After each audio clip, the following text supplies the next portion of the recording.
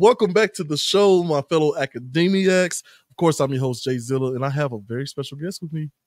You know, I always say I love getting people smarter than me so we can learn together. All right, tell us a little bit about yourself. Tell the people who you are, what you do. So I am Stephanie Tofighi. I'm the executive director of the New Mexico Bioscience Authority. We're a state agency that was created back in 2017 to help increase the amount of bioscience industry throughout the state of New Mexico as a way of diversifying the economy. So prior to that time, the state was predominantly dependent on oil and gas revenue as well as travel and tourism. Both of those industries are subject to consumer needs and fluctuations, and so it was making it difficult for the state to proactively prepare for the future necessarily, which I think is one of the reasons that our education system and our healthcare system have had so many problems.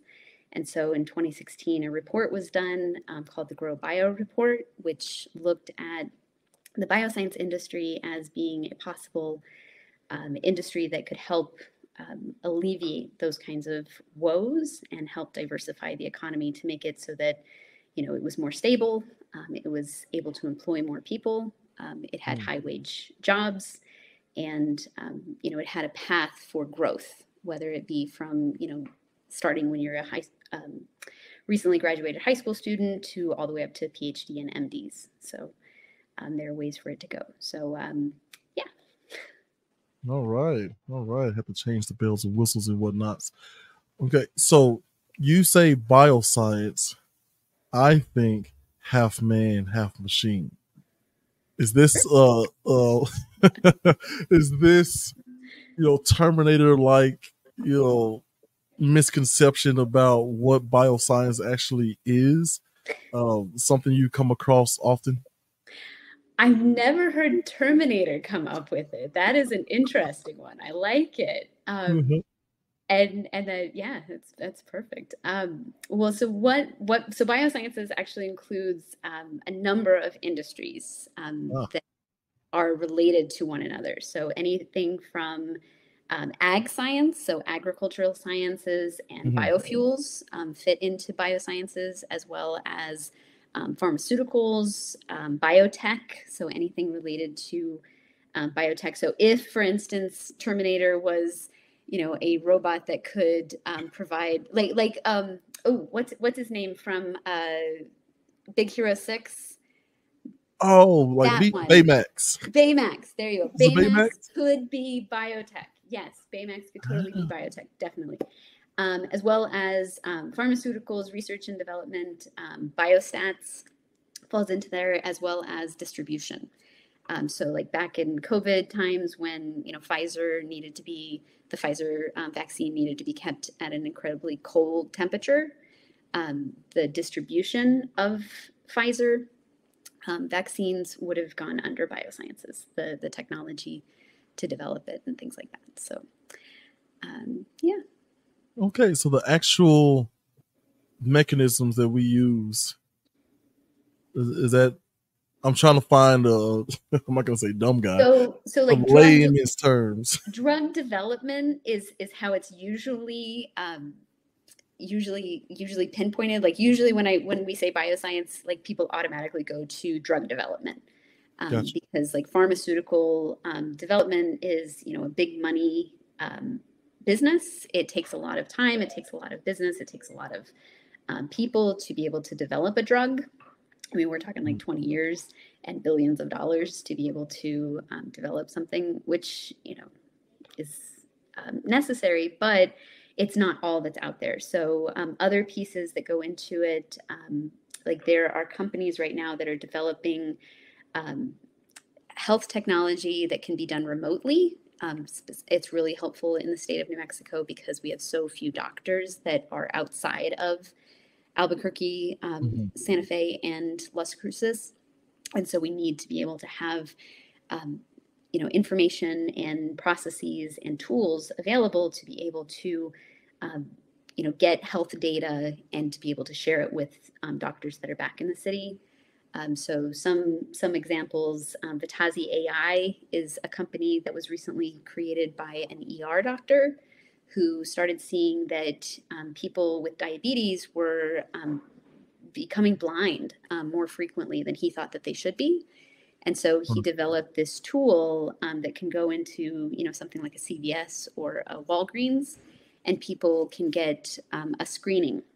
And he's been able to show 96% accuracy, I think, Oh, with wow. that tool.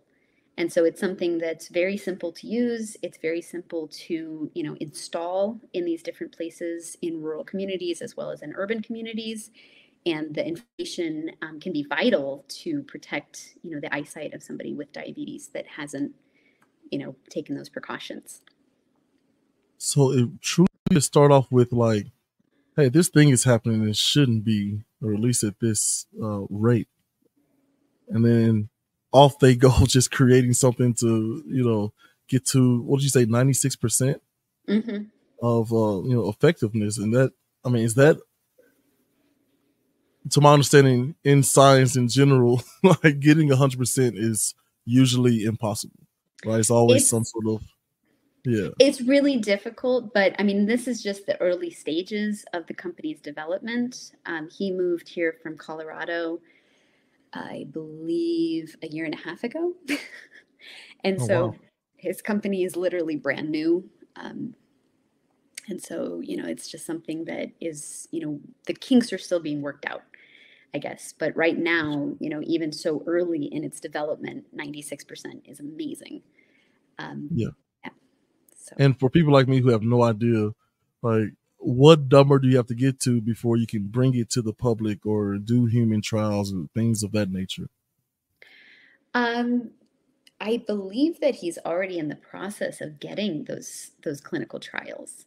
So, so with clinical trials, so another company that just finished its phase 2 clinical trials, which just needs one more phase to be able to, get like the FDA approval on that, is an allergy company called Allerpops, and they're doing some really cool stuff with probiotic lollipops. And with that, like he's been able to show, like the clinical trials help to validate, what Mhm. the technology is able to do. And so both of the clinical trials that he was able to do demonstrated that his Allerpop did decrease the allergy symptoms, and they did it without any side effects, which is really valuable Okay. for them. So. Now, so when you talk about, so now we're getting to sort of like gut health and things like that. Um, what is it? Oh, I always butcher this name. Is it kombucha? Am I saying it right? The Okay. kombucha is a thing, yeah. Yeah. Like, is that something that people drink to sort of, is that what the lollipop is sort of, I'm not going to say replacing, but what's the difference between something like that? Well, first of all, you want to explain what it is? So, I so tried it the first time like a year ago and I haven't been back since, but I can't stand kombucha. I don't drink it to save my life. what is it meant to do? And Yeah, do the lollipops replace this? Is it better, or like how does that work? so what the lollipops do, and so what this researcher showed. So his name is Cliff Hahn. He was a researcher at Los Alamos National Lab, and he was a molecular biologist, I believe. And he started getting really bad allergies, and he was like, what in the world's going on? Why is this happening? And so as a scientist, he started researching, and he found out that in your mouth, you have good bacteria and bad bacteria, right? Like Hmm. that's just how things work. And so he started realizing that the types of mouth care that we're using are so strong that it's killing the good bacteria. Oh, wow. Yeah. And he said that, lack of a probiotic, that to help with those allergens is one of the reasons that so many people are having so many bad experiences with airborne allergens. And so What? he created Allerpop, which is a funky way to do it. So it's like a popsicle. It's got a chocolate top, and you hold it. It's got a stick, and you brush your Uh-huh. teeth, and then afterwards, you go and you wipe your mouth with this, and you like suck on it, and so you so you replace that bacteria that you need to have to be able to withstand those allergies. And so I haven't done it in about a year, and I got a really bad case of allergies last night, and so I'm like, okay, I need to get some more Allerpops. That's pretty cool. Has he gotten to like the different flavor stage or anything like that? So chocolate is what he's doing right now. He had talked about going with mango and strawberry, but I have not seen those yet. So, but yeah. That's cool. So I thought it was something like to get it into your stomach and no, help this with. Is just for this this is just for the mouth. This is for oral. Yeah, and he's also made toothpaste. So if you don't like the lollipop or you don't like the idea of the lollipop, like he's now made a toothpaste that you can actually use. Yeah. What are we using that? Okay. Is it fluoride? Wait a minute. Fluoride is good for you. Don't listen to the people that say that it's not. It can stain your teeth. That is a bad thing about fluoride. But it's definitely worth it. My teeth got stained when I was a kid, but I got a whitener and got it off. Okay. So that was handy. But fluoride. So much research has gone into fluoride, and so many people have been worried about. It's kind of like the people that are afraid of vaccines. They're also afraid of fluoride. So and that just comes down to whether or not, like we were talking about beliefs, like whether or not you believe. And so if there's always some way of contradicting, and so if you want to not believe, that's your prerogative, but these people are using scientific methods that have been shown for a long time, and they continue to test them, they continue to try them out. So I'm not sure I don't know if you've heard about this at all. Terrence Howard has been the actor has been on a bit of a tear, trying to change a number of industries and studies like physics and things of that nature, because he believes that he has been gifted with knowledge from a last life, and he woke up in the womb and the only thing he kept repeating to himself is don't forget, don't forget, don't forget. Go to That's awesome. It's incredible. So he's a wonderful speaker, very entertaining, and he's brilliant, and he's also self-taught. So a lot of the lingo are things that he's kind of come up with, and then if people are actually listening, they're like, oh wait, do you mean this? Because if you mean this, that's not entirely accurate because of XYZ. And so, but he went to, it wasn't Cambridge. Okay, what's the other one over there? Not Cambridge, but Oxford. Yeah. So he went to their debate hall and presented, his theories or whatever. And it had quite a bit of a stir. He was saying like 1 × 1 should equal 2, and these like crazy, ideas. But once he got on, he went on a podcast. I'm pretty sure it was the Joe Rogan podcast, and he did a bunch of talking. And Joe Rogan was like, I don't know what you're saying. I'm gonna have to listen to this over and over again to try to understand. And so he invited him back, but with Dr. Weinstein, I believe. Okay. And so they had a very cordial conversation where Joe Rogan was like, okay, I'm an idiot. I'm going to move this. And then let them kind of hash it out.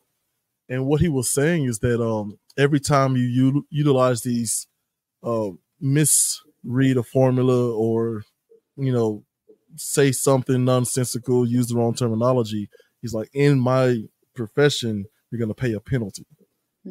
Right? And so but it was really cool to see him kind of rip his stuff to shreds and like, but this thing right here, this linchpin thing, this is something, and they did it with, over drinks, right? Over a 4-hour conversation in front of everybody, So I'm trying to figure out, what do you see as far as, what your job does? What do you see? Like, is that something y'all actually look at? How do we talk to people like J-ZILLA on this wonderful show. Named by my kiddos, by the way. When I first moved here, Jeremy Godzilla, shortened to J-ZILLA. Right? I don't have a rap album coming out. I got that comment before. You know who you are. Sorry, I have to talk to the audience. But yeah, so what do you do to kind of bridge that gap of, hey, you don't have to get a PhD to understand this, but if you understand these few things, then you'll be able to kind of follow along, and you can that way have more trust in the science. Like, is that something y'all kind of do? It's not really something that we do.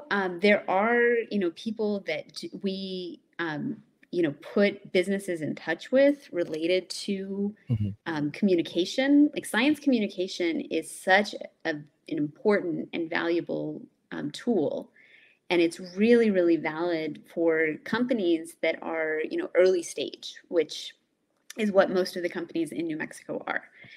So like something that we've seen in New Mexico is that we are incredibly gifted at creating new companies.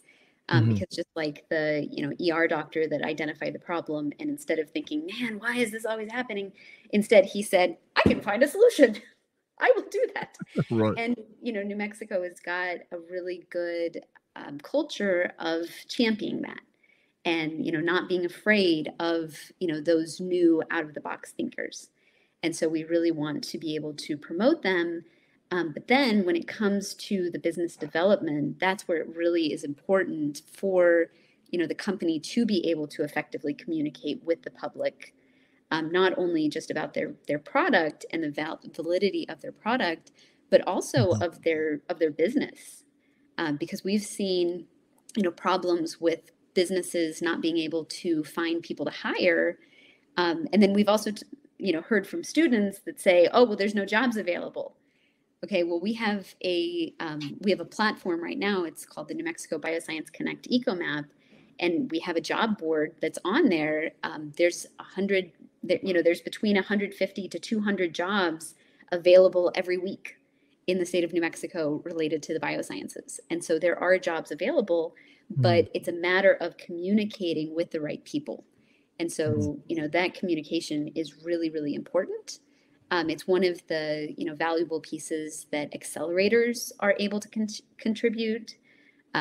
Places like West and CNM Ingenuity, the Arrowhead Center down in Las Cruces, all of these different organizations, they work with these companies to be able to help them sell their product. And it's not only, hey, this product, like, the Aller Pops, for instance, it's not only saying that, this is a lollipop that will take away your allergens because, it will replace the bacteria that you're losing. But also to say, hey, don't be worried. You still need to be brushing your teeth. Your enamel needs that extra support. Stick with it. But this is something in addition that you can do to, help yourself out. So those communication tools are incredibly important. And I guess as the Bioscience Authority, we are the advocates of, the bioscience industry throughout the state. We're the ones that, we take on the role of talking to the state legislature to, talk to the governor's office, just to make sure that, they're aware of the needs of the industry. Our board is very diverse in terms of what it represents. We have members from New Mexico State, New Mexico Tech, and UNM, as well as from the Economic Development Department, Spaceport America, and then private industry. And so we have, all of these different components involved. We have partnerships with Los Alamos National Labs and Sandia National Labs. So I mean, we're just working on being, that advocate and making sure that the communication is there and it's being listened to. Got you. Now I want to point out that you both, in one breath, gave hope to so many kids out there to not have to brush their teeth. And then swiftly took it away. I just want to point out the cruelty. Lollipop. I just want to point out the cruelty of that. But you brush your teeth and then you get a chocolate lollipop. It's awesome. It's like Miss Stephanie said, I don't need to brush my teeth. I just need to eat lollipops. And it's like, no. It's a particular lollipop. And after you brush your teeth, it's like, Though I will say Cliff. So Cliff Han is from China originally, Mhm. and he said that he never had this problem in China. And I said, what's the hygiene? What's the tooth hygiene protocols there? And he was like, Yeah. they're not as stringent as they are here. Ah. So dental hygiene is different. It's kind of like, I'll be okay. Like, I'll brush next week. Like, what is it? What's the difference? I didn't ask him, but Oh, you gotta do the follow-ups. Like, what does that mean? Are y'all just like pouring like straight cane sugar and just swigging around and going, yeah, that's enough? I don't think that, but maybe brushing like once a day. I'm giving bad advice. I don't know how much you're supposed to brush, or how much or people are brushing in Right. China, or whether it's just Cliff Hunt's family himself. So Got you. maybe Oh, calling.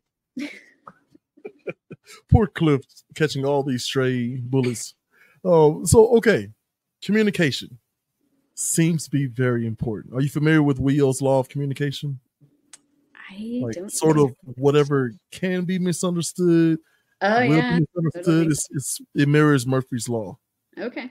So when you're talking to a bunch of different people, government people in other state legislative branches, like, how are you able to get the needs across in a way that they can understand that the need is valid, as well as, hey man, trust me that I know more than you, right? How do you circumvent those egos, the ignorance, the stubbornness? Like, there's a lot going on in government in general.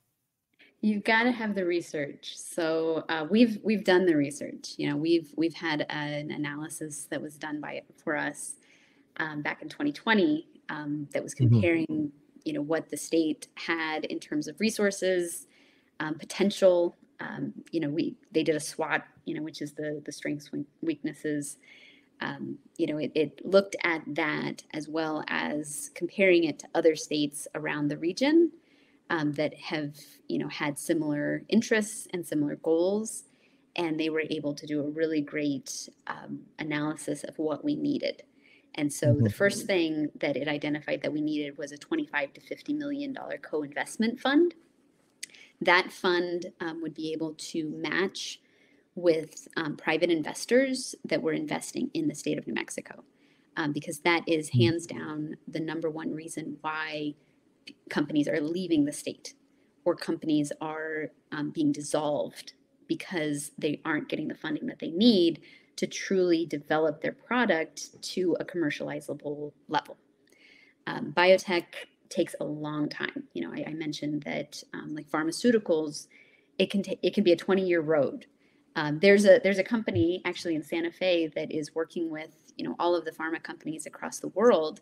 They have so many clients. They were actually bought for $500 million last year by Cadence, and but they didn't have to move to California, which was great. So they got bought for $500 million, but they're still staying in Santa Fe, and they're still doing the work that they were originally doing, just with now the Cadence header on their name. So they're OpenEye Scientific.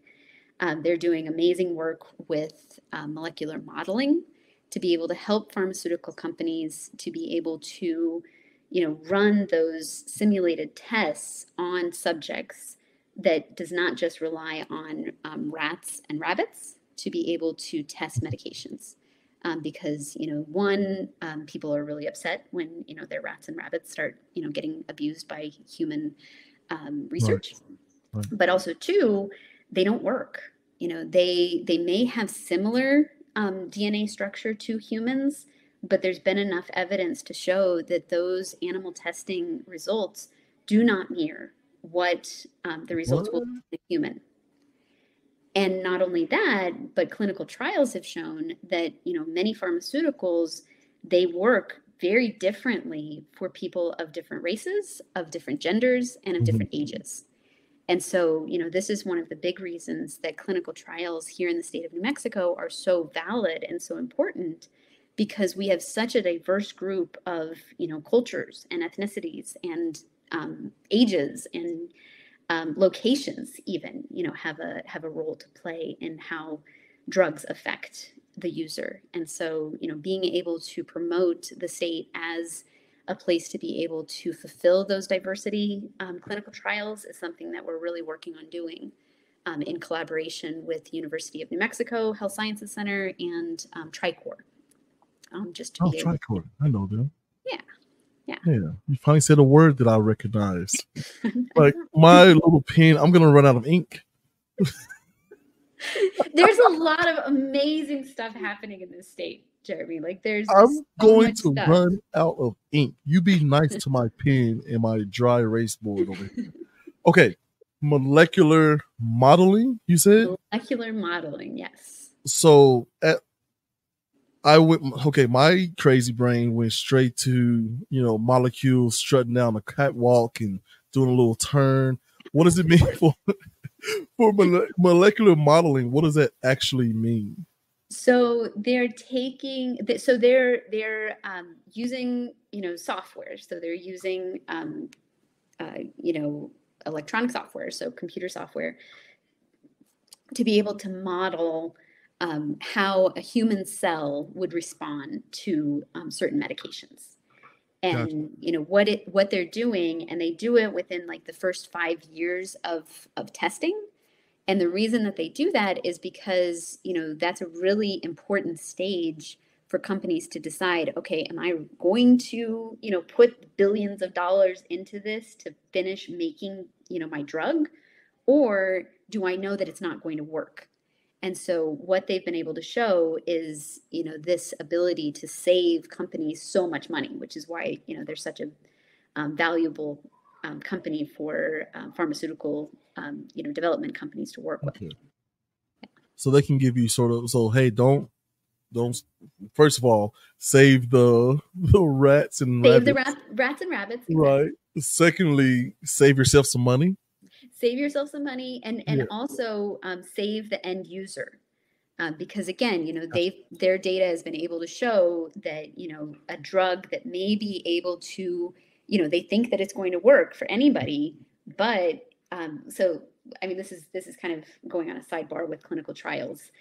So the vice president for research at the University of New Mexico Health Sciences Center, Hengame Racy, she does clinical trials for pharmaceuticals, specifically pediatric pharmaceuticals.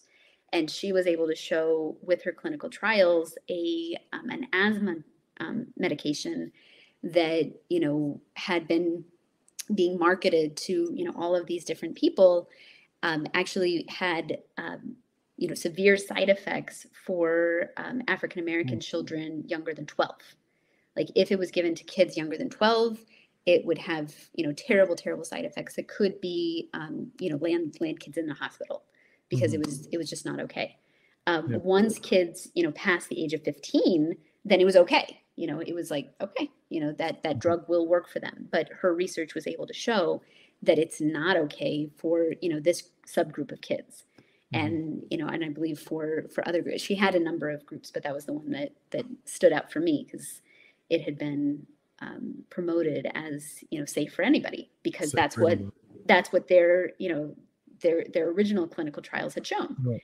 But they hadn't, tested it as specifically for the diverse populations that she did. And the software would have been able to catch that before, like be able to at least look at different DNA types. Right. Yeah. So it's able to look at the different molecular structures. Molecular structures. Okay. So when did people? I don't know why I do that. Like the counting thing, it's got to stop. Okay. When did the scientists start to understand? I guess I could say. See, this is why you need your wife / producer around. She would have been able to. I could have written something on the board here, pass it along, and then she would have, been able to translate this to make me sound smart, right? You look at that. Sounding great. Great. Thank you so much. Thank you so much. See, she's also married. I'm looking over here. The camera's over here. She's also married, so she knows how to deal with us men folk like this. Great job.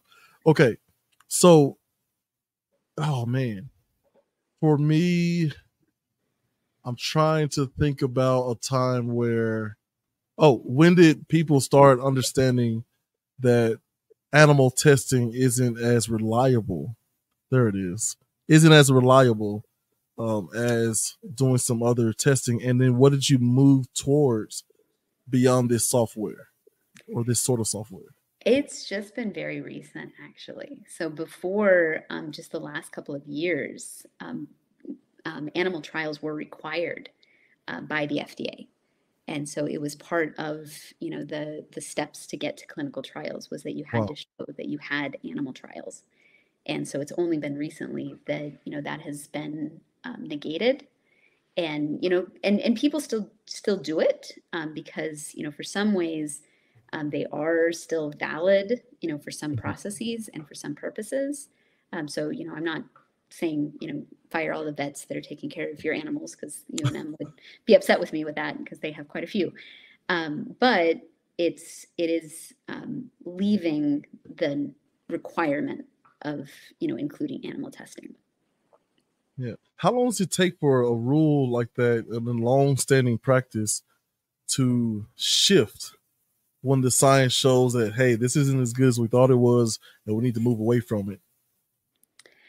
So I think COVID really helped to push, that agenda. I mean, with COVID, just because, there was such a strong need, a stringent Yeah. need for the vaccine, Mhm. the way that work was being done, was altered. And so the animal trials were taken out, and it went directly to human trials. And so that Oh, was when, wow. you had the people. So I my kids and I didn't participate in these, but I do know people that did. They participated in the clinical trials, and so they were going in with the understanding that this could help or this Mhm. could not, but Yeah. you're taking that risk, to be able to do that. And Huh. so, yeah, and I mean the success that that process had, it's hopefully never going to come up again that people are going to have to take that risk. Right. But that's where it came in, and that's why it always shocks me when people say like, oh, but this didn't take so long. Like, think of the polio vaccine, like that took 12 years to Yeah. to be working on. It's like, well, yes, but the processes were Yeah. adapted for the worldwide need. Yeah. So, That's interesting. And stop me if I'm wrong. Like, to my knowledge, a lot of instead of going in a sort of linear line from this step to this step to this step, they kind of pumped more resources, more money, more manpower into doing a bunch of operations side by side at the same time. mhm. And then, like you said, taking the animal trial portion of it out. And there was so much done on these sorts of viral activity that it was kind of piggybacking off of 20 years of Right, research and science. exactly, yeah. So it's not like they were like, all right, we got to get in the kitchen and, Rachel Ray, we got 30 minutes, 30 minutes. Give me a vaccine. And it's like, okay, here. It's like, no, that was too fast. There's something wrong with this. It's like, no, like, this is grandma's recipe that's been working, Right. For 20 years. Yeah. And we Well, just, and the idea of using the mRNA, platform had been being researched for those years. I mean, it had been under deliberation and under the research for a very long time. But that's another company actually that really grew the fastest here in New Mexico was Nature's Toolbox, because what they are doing is a cell-free manufacturing of the type of material that is needed for vaccines, and so they were able to get into that game, running. Like yeah. they literally moved from being two people at a lab in Santa Fe Community College to now having about 50 employees in a really nice facility in Rio Rancho, with plans of doubling the size soon. I don't understand this. This is blowing my mind. Why is New Mexico such a hub? Is it just literally we are willing to take a chance with your company? Is that it, or is this? It's coming out of, so this research also came from the lab. So Los Alamos National Lab has got, and Sandia National Lab, as well as the research universities.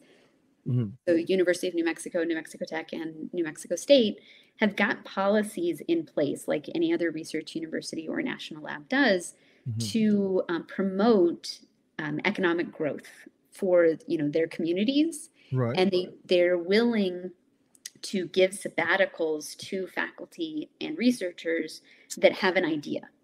And they also have offices, their SBIR, STTR, and tech transfer offices are able to help with, transferring that technology to a company. Yeah. And so, I mean, these organizations are built for that. And New Mexico, for as small as we are, we have a lot of resources. I mean, we have 2 million people, and yet we have, 3 of the biggest, most prolific national labs in the country, with Los Alamos National Lab, Sandia National Lab, and the Air Force Research Lab.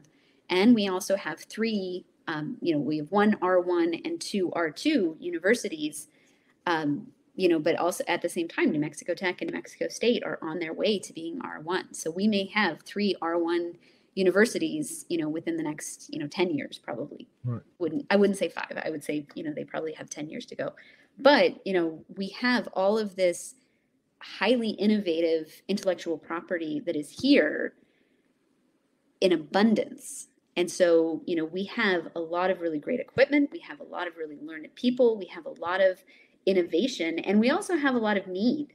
We have a state that has so much rural communities that have to have different ways of meeting their needs.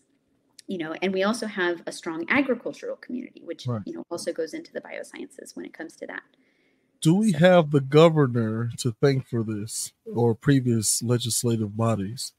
Is this something that's been legislated to make New Mexico this hub and more interesting, right? This isn't a legislative thing. This is more of federal. I mean, with the national labs, this is federal.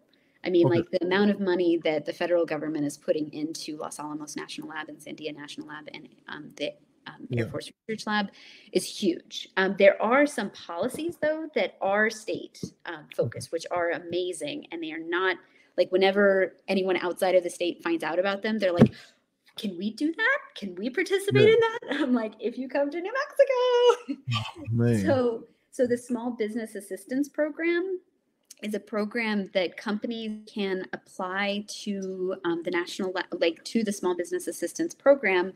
It works in concert with the national labs, all 3 of the national labs, as well as all 3 of the universities. And, a company is able to bring a problem to them. They then are assigned to a researcher that helps them solve that problem. And so if it's a technical problem, they can get it solved, and it's no cost to the company. So if they're in the urban communities, so if they're in Albuquerque, Rio Rancho, Santa Fe, or Las Cruces, then they're eligible for $20,000, I believe, from the SBA. So that means $20,000 of time that somebody from the lab or somebody from the university is putting in to help solve this problem. But if you're outside of those areas, it's $40,000. So it's, it's some good money. And you can apply for it every year. Like, it's not just, one and you're done. You can apply to it. And what is this again? So this is the New Mexico Small Business Assistance Program. And that one is paid for by state taxes.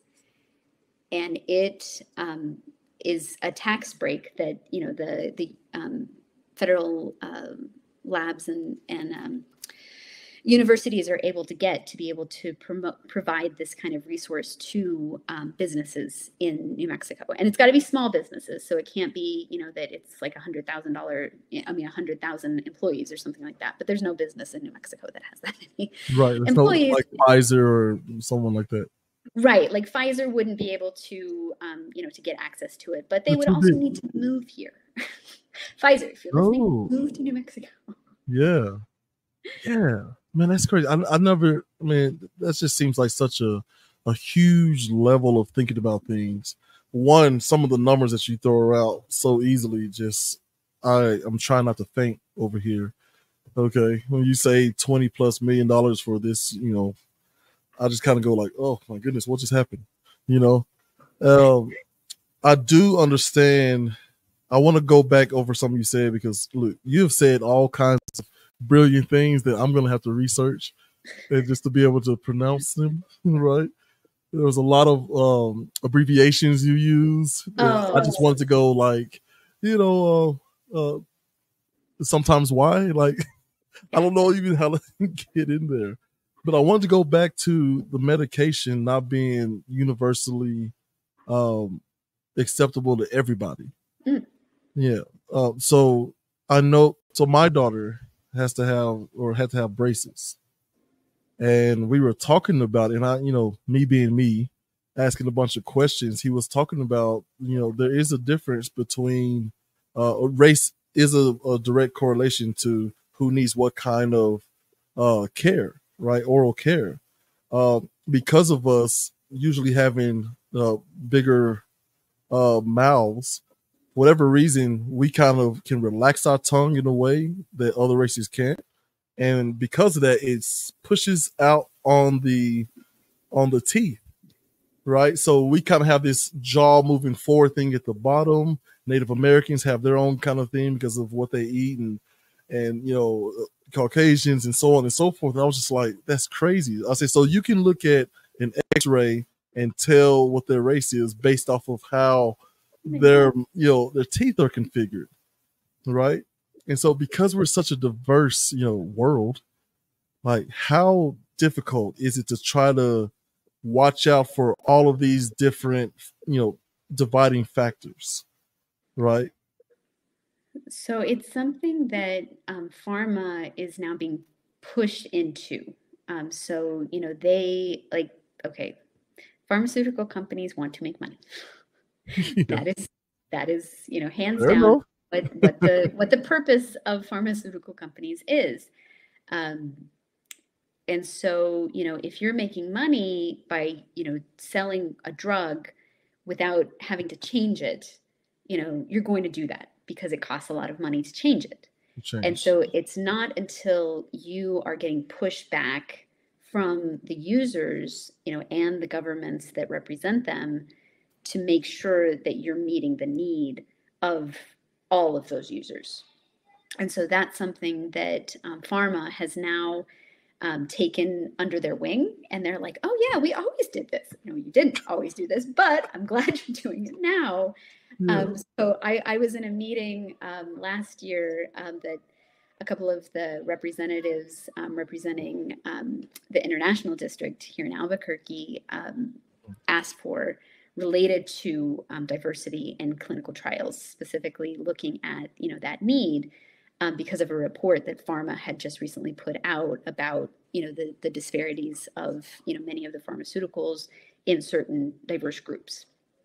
And so it was a great meeting. I got to see a lot of the research that now pharma is, like, a lot of the work that pharma is now doing to engage, to better engage a diverse community, because that's a problem too, is that there has been so many historic fails from the pharmaceutical industry related to testing. Like the Tuskegee Airmen, is like that. I mean, not Tuskegee Yeah. Airmen, right? But the Tuskegee syphilis trial. Sorry, I apologize, Tuskegee Airmen. I am mixing you up. Hopefully, you did not experience the syphilis trials. No. But that was something that was done without anyone's permission, without their knowledge, and it resulted in the terrible terrible health Yeah. outcomes of all of these people that were put under those trials for the sake of testing syphilis and to see Right. the long-term effects of it were. Now, to And my knowledge, they didn't give them syphilis, right? That no, wasn't they like didn't being. treat it. They Yeah. didn't treat it. They told them, "Hey, here's a new treatment," and then they just basically gave them placebos and Yep. watched it progress to see how it progressed. Which Yep. did, and listen, I am not excusing that at all, but it did lead to some sort of treatment, right? And not of them. I mean, I So, think that, yeah, so they did learn something from it, but I mean, the personal costs of it were just yeah, it's so just a horrible explosive. way to get there. And the fact, so I used to live in Atlanta, and you know, it's 65% African American, and you know, there was a strong culture of, you know, fear of clinical trials. And so, you know, I have a lot of friends that are still back there, and when COVID, you know, was looking for clinical trials, like I Oh knew yeah, so many people that were like, no, there's no way that I'm going to participate in that. right. And so, you know, I mean, it's still a fear that is there. And so, you know, what this video was showing for pharma was that they were actually in Georgia, Hmm. and, you know, they were using stories of, you know, people that had experienced um, who had experienced the clinical trials, and the fact, like, I believe that it was a heart medication, and it was saying that, you know, this heart medication has been shown that as it wasn't meeting the needs of, you know, me, because Yeah. I, you know, am a black man over the age of 60, you know, Hmm. and so it wasn't working. And so if I want it to work for me, I need to participate in these studies, you know, Yeah. and that's what they were advocating for. So It's it's a lot. So it's not even just this industry. It's so many different industries, and even the census. The ideal of we want to count how many people are where and what their needs are, so we can allocate the funds properly to meet the needs. And people are just like, nah, that's how the government tries to get you. And you know, it's right, like, yeah, hey, you got a social security card, man. They know who you are. Like, come on. This is actually something that could be helpful. Like I try to tell people, the census is helpful. Clinical trials are helpful because to be able to understand how this works for your community, your particular community, in specifically, is super important. Otherwise, you get the same sort of thing with the rats and the rabbits, yeah, where you don't can't really account for the different DNA types. So you go by, who actually volunteers, and you make the drug according to that, and it works for that particular group and not for others. yeah. Yeah. So how do you mend? Because I had an engineer on here, and he was talking about a project, and I was like, man, you're never going to get people to trust each other to do the project. And he says, oh, well, that's easy for business, at least. You just fill in the gaps of mistrust with a contract. What do we do in order to start to mend the, I guess, mistrust in people who mistrust clinical trials and science in general, right? I joke with my wife all the time, like, if you're going to be like a climate change denier sort of thing, right? And stop me if I get to, whatever.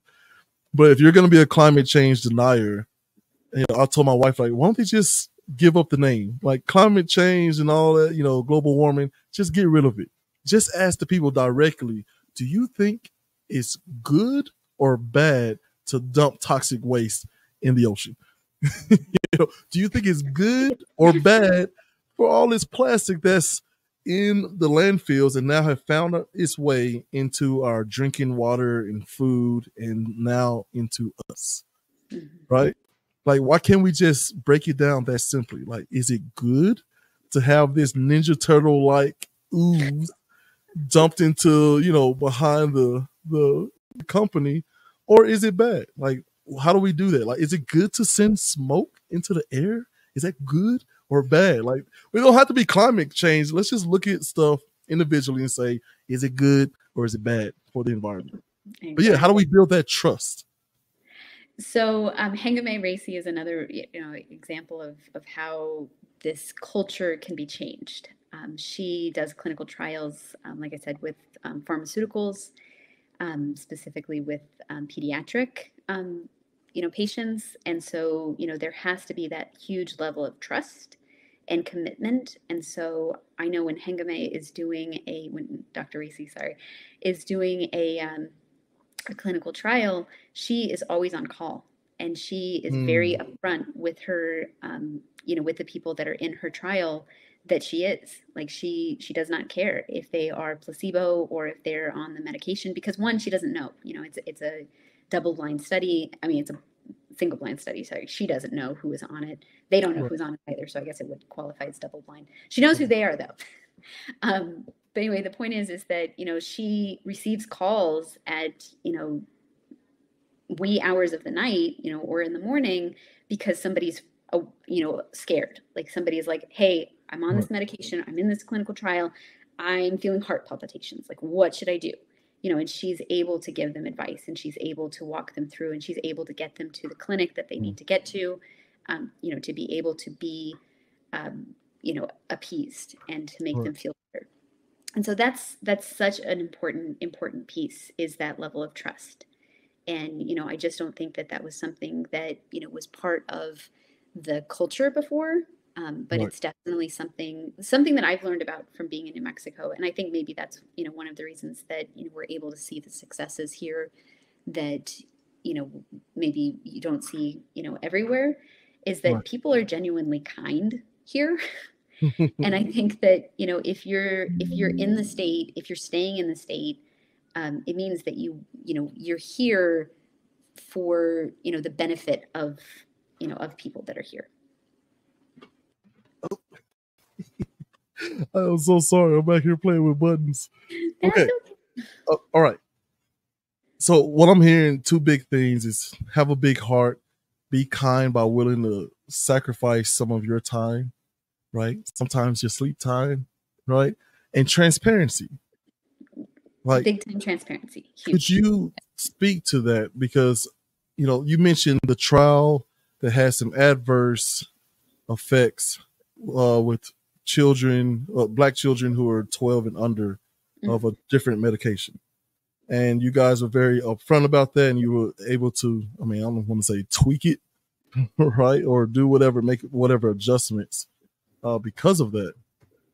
How much would that have helped if you were able to kind of speak on, I'm saying that they have this COVID vaccination rolled out. Anytime some issues would arise, how do you go about keeping the public calm, being transparent, and explaining the science behind, yes, this could happen, but like the what was it?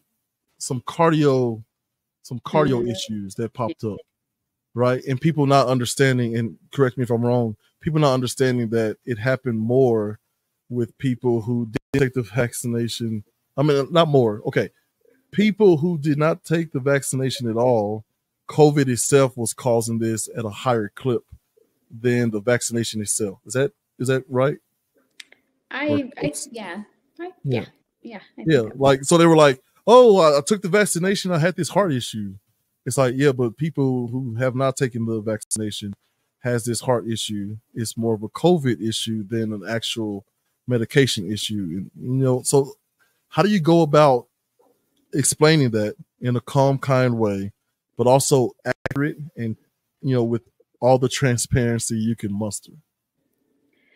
I think they tried for sure. The National Institutes of Health, like they really worked hard to, to be transparent. I think that a lot of people that, maintained their concern and weren't willing to give it a try, or, were doing it, because, a loved one, was kind of like, hey, you should do this, like Right. it'll keep you safe, but they really weren't genuinely for it. I think maybe they didn't have any kind of personal experience with the hardships of COVID. Right. So like me, one of my friends, her mother-in-law was, unconscious in the hospital for like 2 weeks because of COVID. That's pretty raw. And, she just, like, she had been, planning on getting a vaccine, but she just hadn't gotten it yet. And then she got it. And, luckily she was able to, survive. She was able to be released from the hospital, and she's fine now, which is great.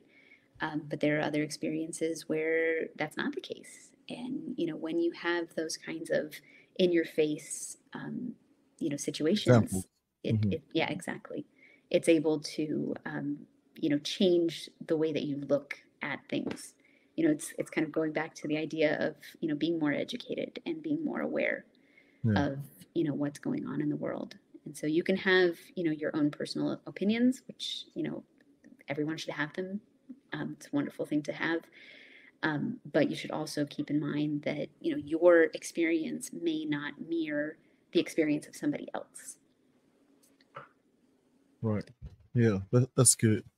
Okay, so I'm trying to be mindful of your time. I could talk to you forever. So I'm going to, there's a little back chat, right? Hang on. Sorry, audience. One moment, please. I'm trying to guilt her into staying a little bit longer.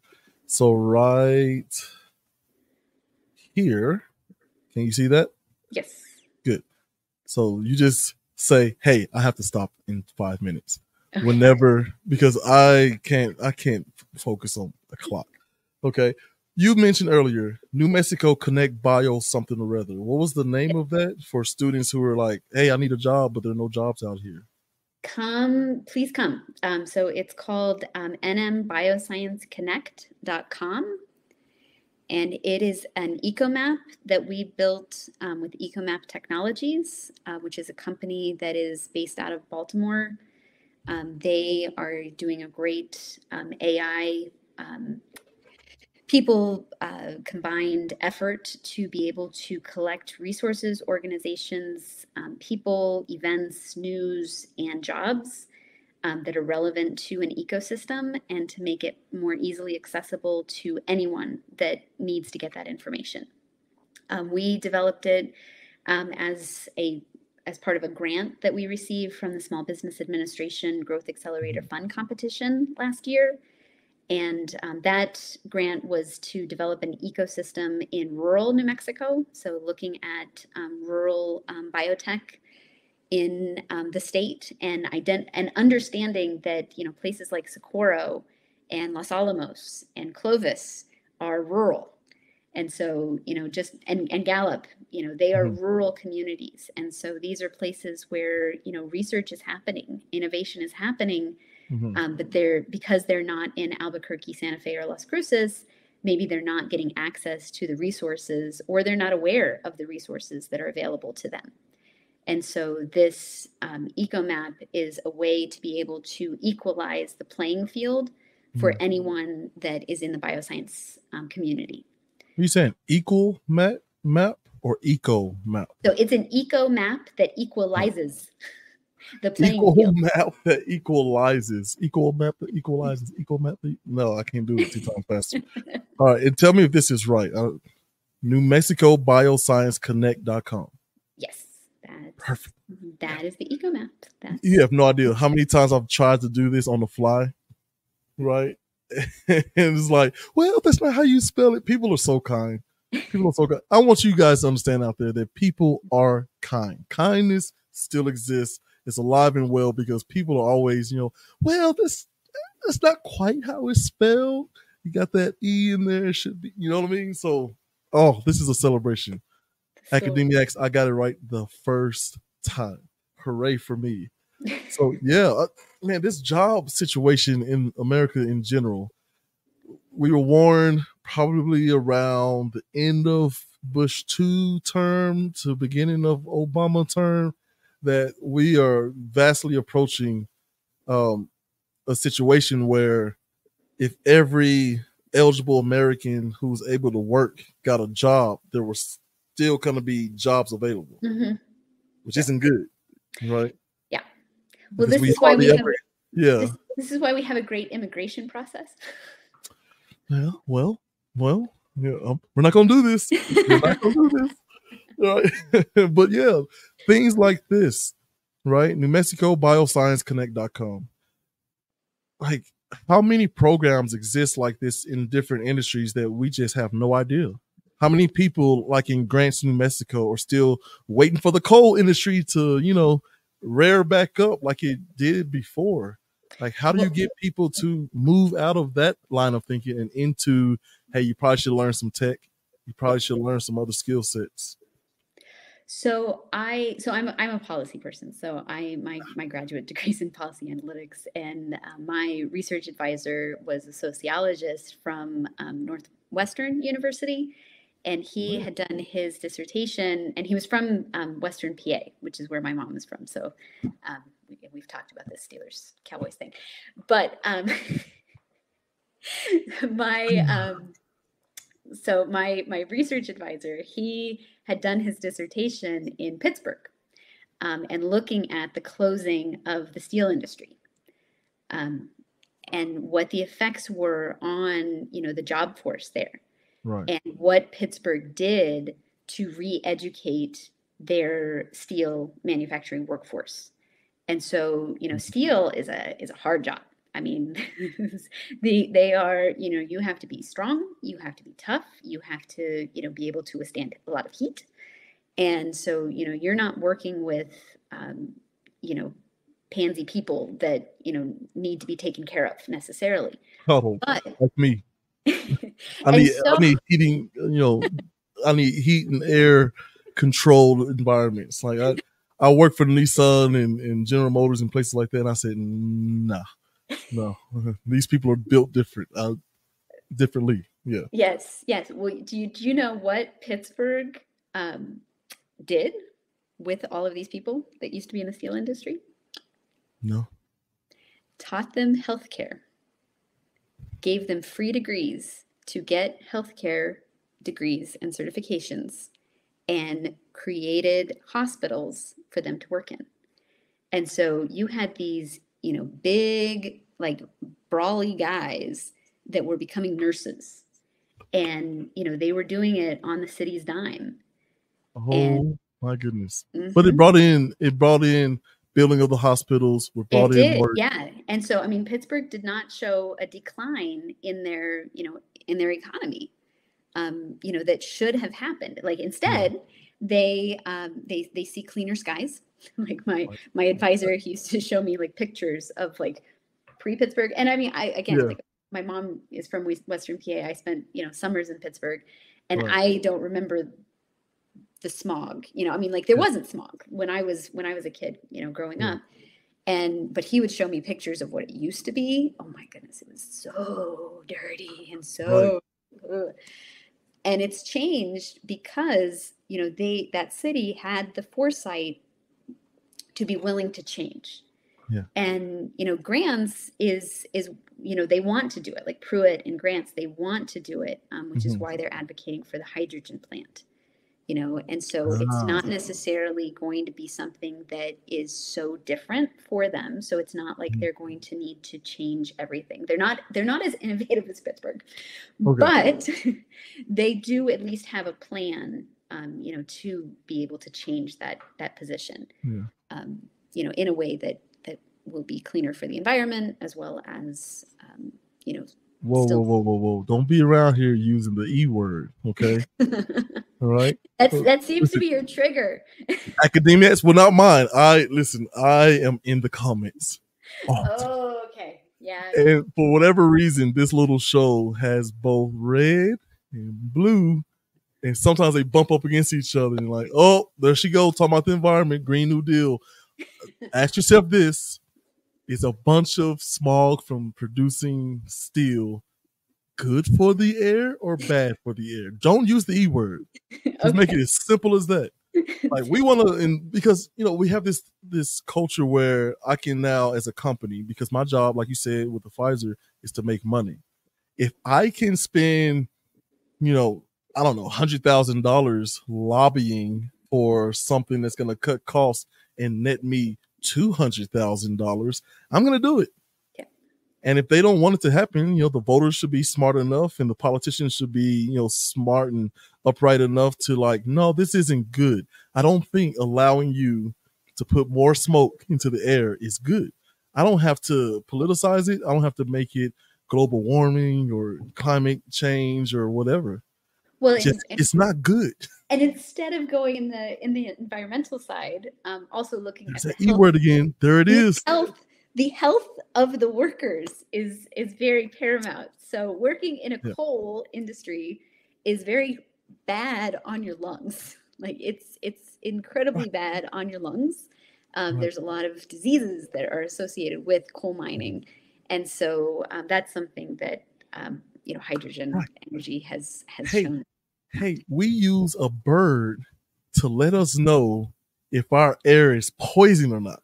There you go. Yeah, yeah. And if the bird dies, we got to get out of here as fast as possible. Is that good for people or bad for people? I don't have to politicize that, right? No. There is right now, I think it's been going on for a couple of 100 years, a mine that's still on fire underground because it's so much materials that you can't really get in there and put it out. And so it's just been burning for a couple of 100 years. Let me get my Google fingers going. I want to get this right. Is that in West Virginia? I can imagine. That's a good guess. Let's see here. Underground mine. I'm going to say, I don't know, still burning. Oh my goodness. Let's see. Coal mine. There it is. Coal mine fire beneath Centralia, Pennsylvania. Yeah, has been burning since at least May 27th, 1962. So that's that one. I want the older one. Oh, where's the older one? Oh, maybe that's what it is, but it could burn for centuries because it's enough material. There it is. It could burn for another 250 years. Yeah. How close is it? Since the 60s. Right. But I'm just saying, is this fire that's been going on since the 60s, and if left unchecked, could burn for another 250 years, good or bad? Right. Let's not politicize things. Just, is it good or bad? So you talked about before the schools being, I guess, rated R1, R2. Is it like a golf thing? R1 is like the best? Thank you for asking that question. I'm in academia. Hey, I'm a note taker. I've been in academia for so long. So an R1 is a Research 1 university. And so that means that it's a university that is graduating at least 50 PhD students a year. And it's bringing in a certain amount of external funding to support the research every year. And I can't remember what that threshold is right now. But I know that, that's one of the biggest avenues that universities go to be able to increase the amount of, increase their labeling. Gotcha. Because R1 universities are, where you want to go if you want to do research. If you are, interested in doing research as an undergrad, or you're a professor that, wants to teach and do research, you want to go to an R1 university. They're probably the most difficult to get into just because, people do want to go there. It's competitive. It's a competitive, it's a competitive place.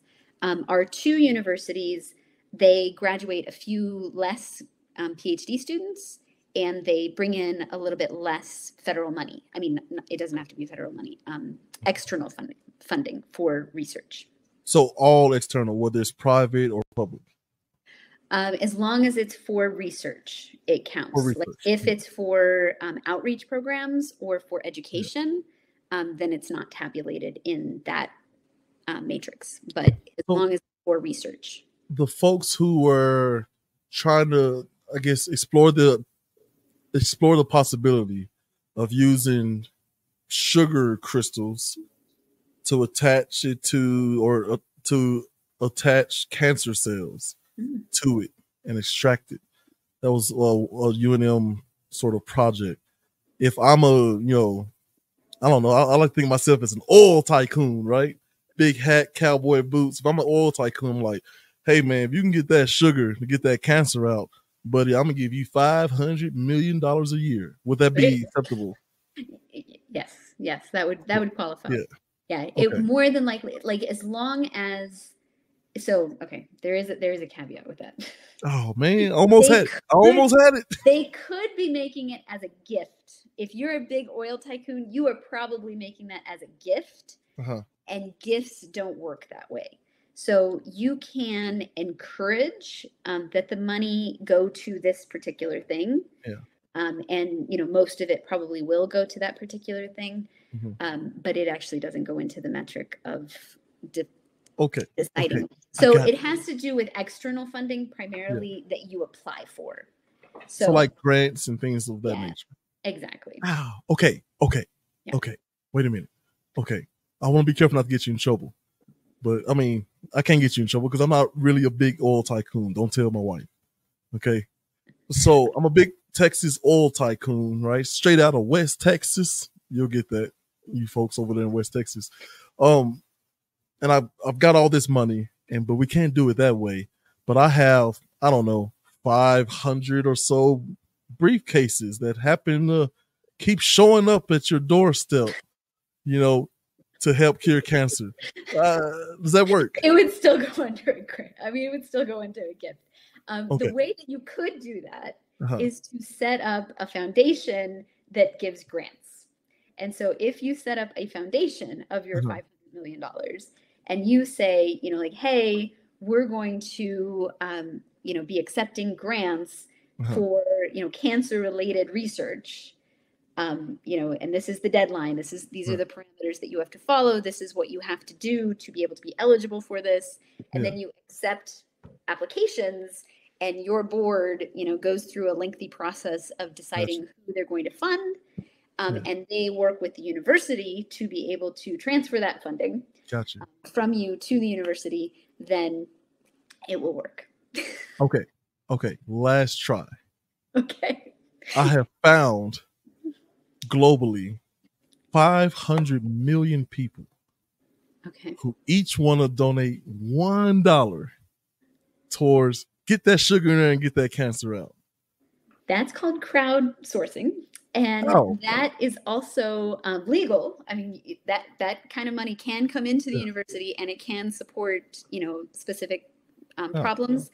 But I do not believe that the people that are deciding whether a university is an R1 or an R2 or an R3, whatever they are, who is the Carnegie, it's the Carnegie people that make this designation. I don't think that they look at crowdsourcing funds. When they're, I don't know if you can see that, but I'm winking to the camera. Okay. Yeah, that's not as fun. That one's legal. I don't know. All right, I'll keep thinking off camera. We'll figure it out. Well, UNM is, like I said, it is an R1 university. New Mexico Tech actually was recently identified by the New York Times as being the top university for first-generation students to go to get ahead. It was identified. Of all of the universities in the country, New Mexico Tech was identified as being the best for first-generation students to go to get ahead. Interesting. Interesting. So now we're getting from equality and moving more into equability, right? Right. Yeah. So the resources that New Mexico Tech has for their students, phenomenal. New Mexico State does unbelievable work across the state in terms of business development. Right. So their Arrowhead Center is the best hands down throughout the state in terms of educating businesses and entrepreneurs to be commercializing what they're doing. They have a lot of training programs that we direct people to. We have two people from New Mexico State that are on our board. One of them, Dana Catron, is the director of the NM-FAST program, which is the SBIR, which is Small Business and Innovation Research Program, and the STTR, which is the Science and Technology Science Tech Transfer Research, I believe is what Science Tech Transfer Research. Well, yeah. Y'all got a lot of tongue twisters. No wonder you use so many. That's why we say SBIR, STTR. I like abbreviations better. Yeah, it's the grant funding that the federal government provides for small business development. Okay. Yeah. Okay. Man, that's pretty cool. So, I'm looking at my notes here, and you said one of my favorite things, AI. AI in biotech. How are you guys? Oh my goodness. How are you guys what are you guys working on to destroy humanity? So again, it's working. So the Bioscience Authority, we do not do research. We do not have a product. We are simply advocates for anyone throughout the state that is working on bioscience. But yeah, there you go. But AI in bioscience is huge. It is just blowing up. We were just recently at the Bio Convention in San Diego. So Bio International is the biggest bio convention in North America. We've had the opportunity to go to it every year. This year, I had a really great chance to meet a lot of people that are playing, in those fields. And one of them, she actually uses her AI expertise to be able to advise companies about, the future when it comes to, what kind of changes they need to make in their infrastructure or in their product development, depending on, the needs of people. Because the wonderful thing about AI is that, it's just taking everything that is on the internet that has been dumped in there and it's organizing it. That's all that AI is. It's not anything that is making anything new. All it is it's making sense of what is already out there. Right. And places like, I think it's NVIDIA, huge company, who started off in video game software.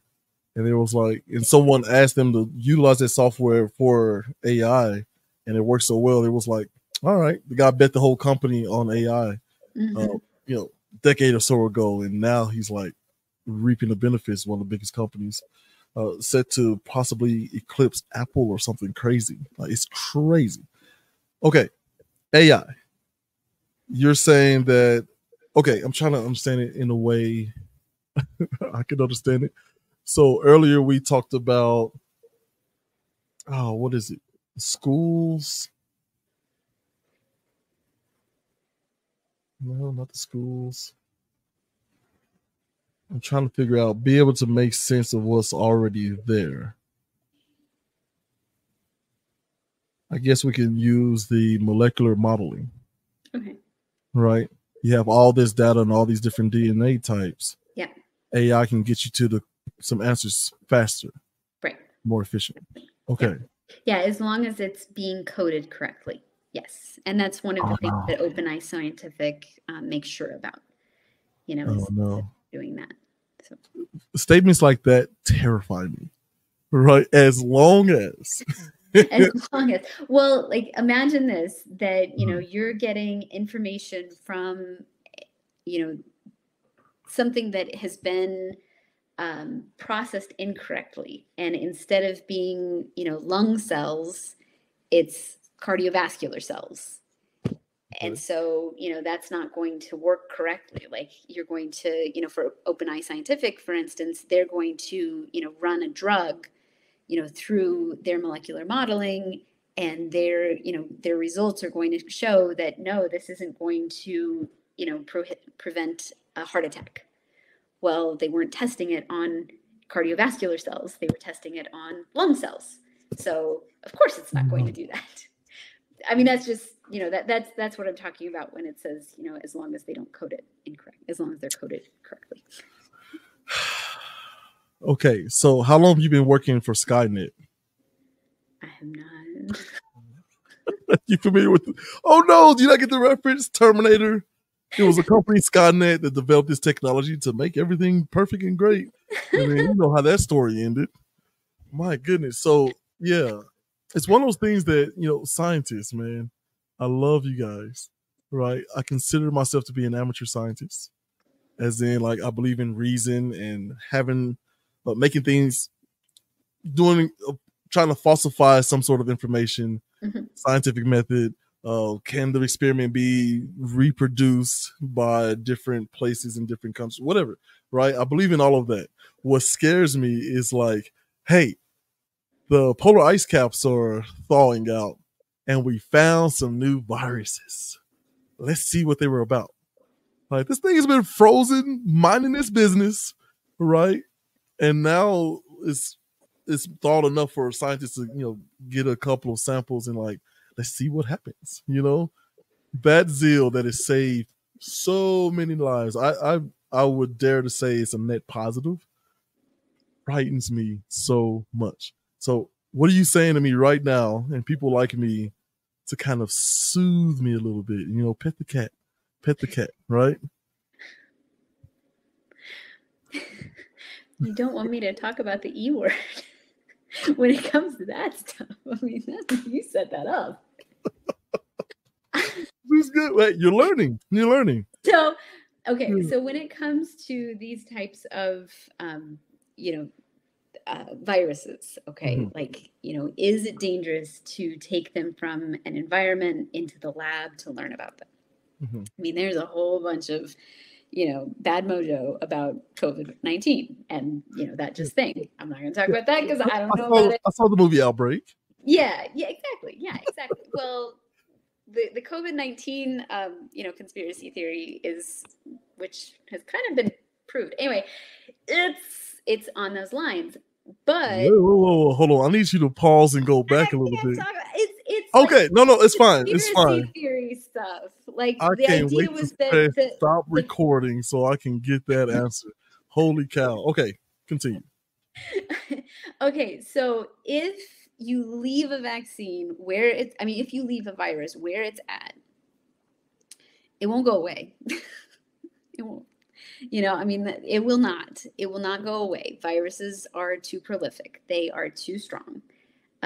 You know, they will infect and they will reproduce. That is the mission of a virus. You know, I mean, like I love it when you know, I don't know, when viruses are humanized, like in books and stuff like that. Like they're not humans. They're not even animals. Like they are only here to reproduce. Like that is what they're trying to do. They're not trying to make you sick. Yeah.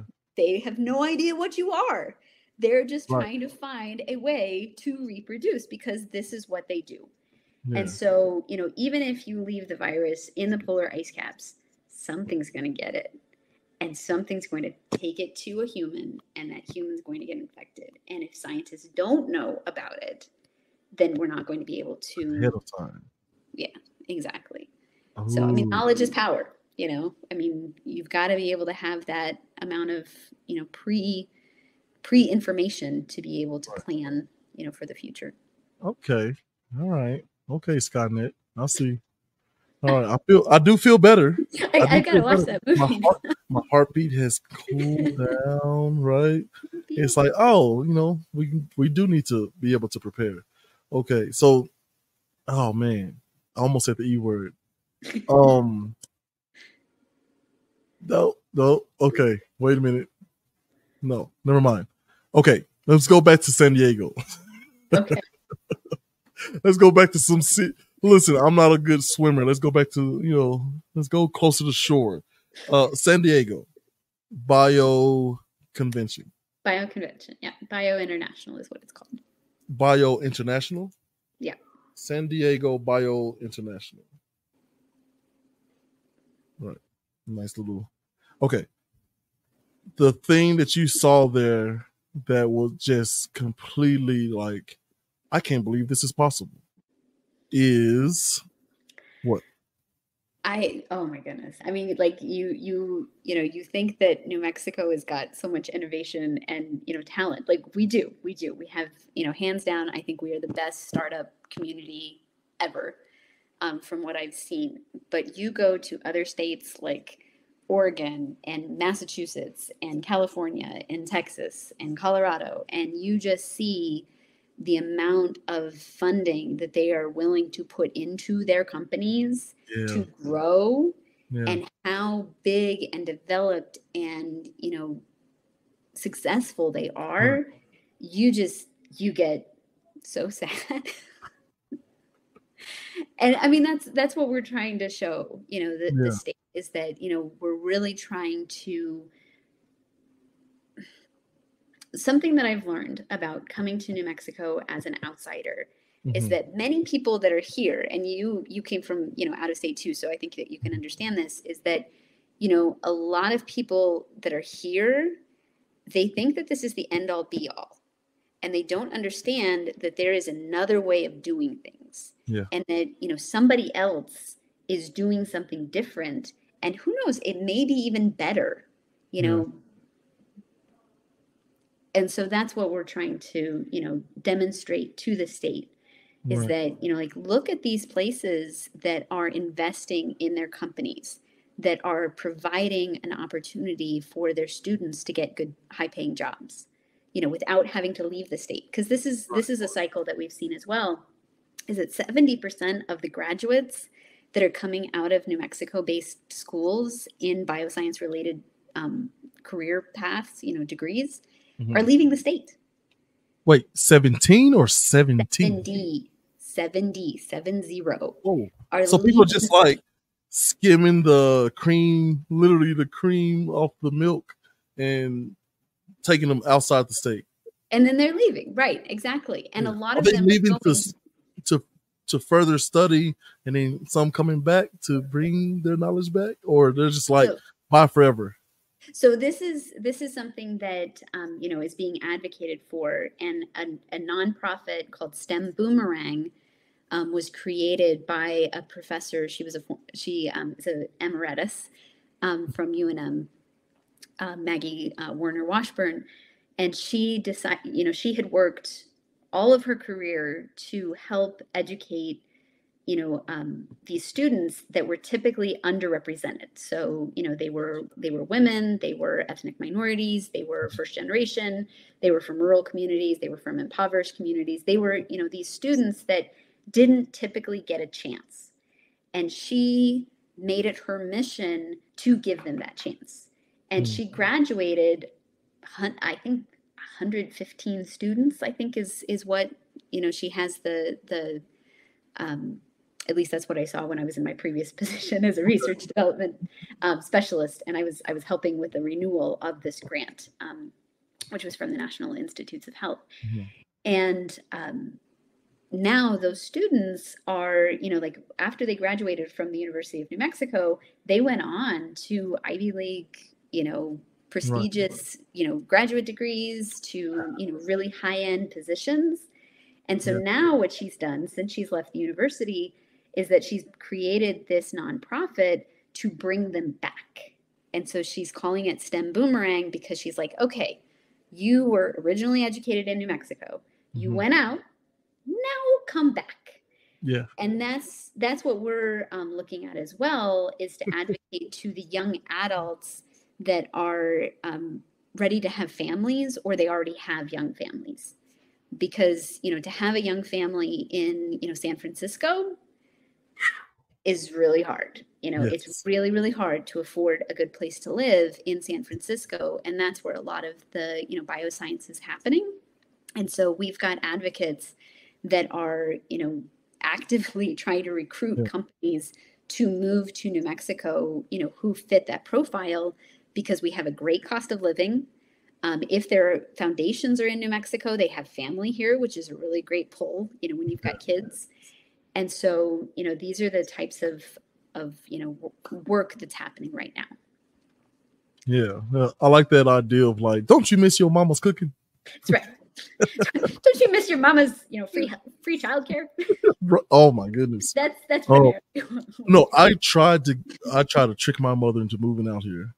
She's basically retired. She still does some like seasonal work. But I was like, hey, why don't you just come out, hang out for a week? And she was like, oh no, I got this, I got that. And I was trying my best. It was going to accidentally be a one-way ticket, and then somehow all the flights are taken. Every time I look, Mom, I don't know what to tell you. And her house just magically got sold. Like, Jeremy, it's been 4 years. Come on, man. I need to go back home. Yeah, that was the plan. It did not work. She's smarter than me. But yeah, that's incredible. STEM, as in like science, tech, engineering, mathematics. Boomerang. Yep. STEM Boomerang. Yeah. Okay. Yeah. Maggie Werner Washburn. So they're doing this thing to where they're, trying to advocate for the arts to be a part of that and make it STEAM. STEAM, yes, right? Yes. So we're also part of a coalition called Northern New Mexico STEAM Coalition. Okay. So and I joined that just recently. Some colleagues of mine from my previous position had started it, and that's what they're working on doing is like we're helping to talk to them about creating certification programs for high schools to be, identified as being STEAM or STEM, depending on what their focus is, but to make sure that there are credentials involved in that to help parents, better navigate the education system and to Right. be able to promote more regular scholastic opportunities, for these high schools, and to make sure that they're holding to it. Like if you are a STEAM, or STEM certified school, like that means that you have to be, providing this type of hands-on, scientific processes. Gotcha. Yeah. How do you get the arts more involved? Because it seems to be, I mean, like the Pentagon, for instance, has a film department, and they have a budget that they support, I guess, media or production of films and television shows that request military support. Right. So do you all have a budget to sort of do some of the more, I guess, consumer facing, front facing public, like not just commercials, but like, here's a cool little TV show about biotech, right? Is there any sort of budget? We do not have a budget right now. We are advocating for more of a budget because literally right now the budget that we get from the state pays for staff, which we are 2.2 people. Our rent, 2.2 people. 2.2 people. Yes. Is somebody pregnant? I am a full person. Sterling Nichols is our project specialist. He is also a full person. And then Ryan Cangliosi is our strategy and policy director, and he puts in 20% of his time. During his other 80%, he's the economic development director of UNM Health Sciences Center. I literally was like 2.2 people. Stephanie, 2.2 people. Yeah, that's all. Is we've the got. Congratulations in order? Like, are you guys? I've got 0.2 of a person growing. No, so okay, so no chance of some sort of Barbieheimer, big Hollywood film that really pushes people, because we humans are weird. We love stories, like in the same way of a horrific story, like 9/11 saw an uptick of people joining the military, right? Or a really, I guess, positive story. I don't know if I consider positive story being. I'm trying to think of a situation where, because I almost said Oppenheimer because I recently watched it finally, right? And put a pin in Oppenheimer because I have a question, especially of being in New Mexico. I haven't watched it yet, but you said you just watched it, so I'm not too far behind. Yeah, I don't care. Nobody should make anybody. It's all about conviction versus condemnation, right? Yeah, I want you to go see good cinema. Yeah, but yeah, I'm trying to think of a movie that like caused an uptick in industry just because the movie was so good. And you're saying there's no chance of that. There's no budget for that. But now we're playing a separate game. What is a movie? Right? So we need to get our communication out, though. And so we did have, we had plans, I guess, before I came on. Like, so this was before I came into my position. And the board, I think, made a decision to allocate some resources to make some kind of narrative advertising New Mexico. And so we need to move forward with that. And so, that's I'm hopeful that the interns that I have, that will be moving on into the fall, they will be able to help more with the communications piece. Because, as business students, I think they will appreciate that, businesses need to be well advertised, and there needs to be, some kind of promotion for them. One of the things that, one of my board members continues to say is that, we have to get word out about us, the New Mexico Bioscience Authority, because, everyone knows about the Economic Development Department. Everyone knows about the film, industry, but they don't necessarily know about the Bioscience Authority. So. Oh, man. So I'm not spoiling anything with the Oppenheimer movie, really. But one of my favorite parts was literally the scientist saying, "Hey, there's a problem with the numbers, and a slight chance that even just testing this bomb here in White Sands, New Mexico, that we could set the atmosphere on fire, Lovely. which would continue until there was no atmosphere left, Oh, leaving us without an atmosphere. great. For you crazy kids at home, we need an atmosphere." And so Yeah, Venus is not a fun place to live. they kept redoing the calculations and finding different ways, and they figured it out to at least it wasn't 0% chance, but they got it low enough to where they were comfortable to perform the test, right? And I just thought scientists are some of my favorite people in the world to even think like we could burn our atmosphere, right? Or we could create one of the greatest inventions ever. So, okay, you don't have a way of really getting the word out, because a lot of this on this show, I try to find anybody who talks about their industry. I try to ask, how do you get involved, right? Because a lot of the times these are industries that aren't really, romanticized in Hollywood or television, right? Like I don't know any shows that rival ER or or anything like that. Man, I'm aging myself. What's the show out? I don't know. One of the Law and Order or something or other. I'm sure there's one of those floating around, but there's no show like that for people in bioscience, right? I think maybe what's the show? All the super smart people. They did a spin-off, Young Sheldon, The Big Bang. Big Bang Theory. Yeah. They're like, physicists. They're physicists, right? How do we get the Big Bang Theory version of bioscience out there? Goodness. That's for another time. You don't have to answer that now. It takes a lot longer though.